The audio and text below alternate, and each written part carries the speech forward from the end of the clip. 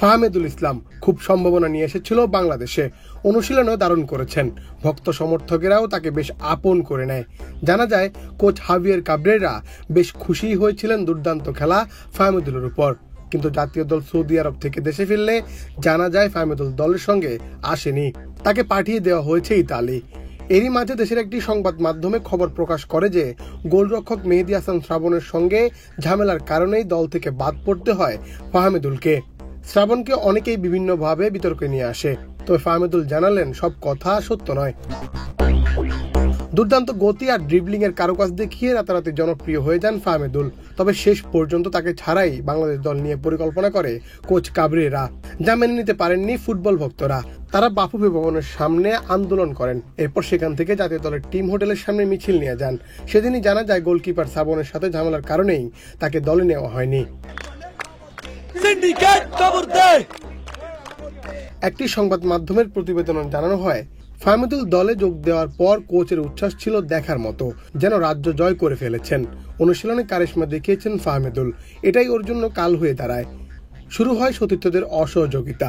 Goalkeeper শ্রাবণ ফাহমিদুলকে বল দিচ্ছিলেন না, একবার দুবার নয়, বেশ কয়েকবারই এমন ঘটনা ঘটে। মেজাজ হারিয়ে ফাহমিদুল কোচের দৃষ্টি আকর্ষণ করেন, কৈফিয়ত চান। এই ধরনের আচরণ কেন?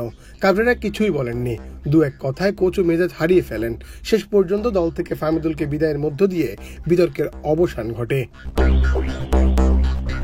এই প্রতিবেদনটি ভক্তদের কাছে আসলে তারা কোনো সত্যতা যাচাই না করেই শ্রাবণকে সামাজিক যোগাযোগ মাধ্যমে সমালোচনা ও কটাক্ষ করেন।